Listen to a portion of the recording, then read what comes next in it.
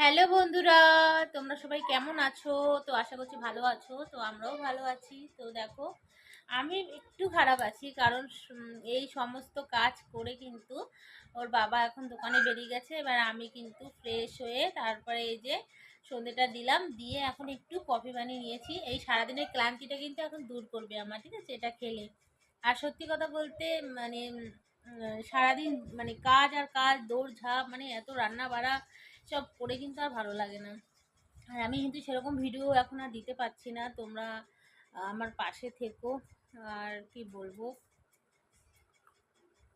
তো তোমরা পাশে থাকলে সত্যি খুবই ভালো লাগবে। আর চেষ্টা করব ভিডিও দেওয়ার। শরীরটা বেশি একটা ভালো না, তার জন্য কিন্তু আমি এখন আর ভিডিও দিতে পারি না। আর না, আমি আগে খুব সুন্দর কথা বলতাম গুছিয়ে, বা ভিডিও ক্যামেরা অন করলে আমার কোনো সমস্যা হতো না।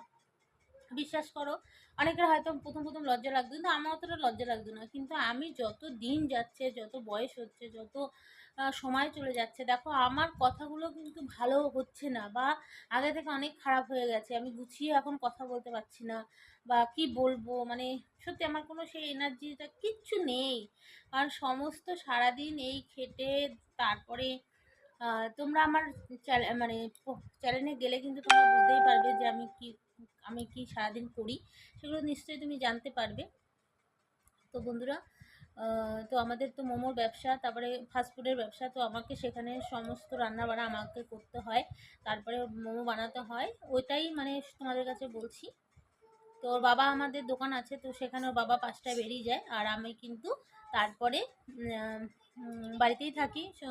পুজোর সময় আমি দোকানে থাকি, তো পুজোর ছাড়া আমি বেশি একটা যাই না, কারণ আমার মানে সংসারে আমি, আমার হাজব্যান্ড আর আমার মিষ্টি সোনা, মানে আমার ছোট্ট মেয়ে আছে। তো তাকেই এখন সামনে স্কুল ভর্তি করব, তাকে এখন পড়াশোনা করাবো। এখন আমি দু একটা রিলস বানালে বানাবো।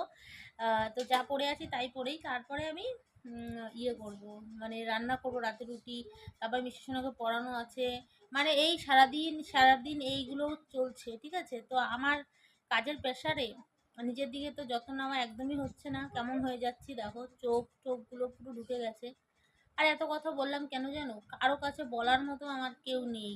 মানে আমরা তিনজন, মানে স্বামী স্ত্রী আর মেয়ে। হ্যাঁ, মা বাবা সবাই আছে, কিন্তু সবাইকে কি আর বলা যায় মনের কথা, বলো? আর মনের কথা শোনার মতো কেউ নেই।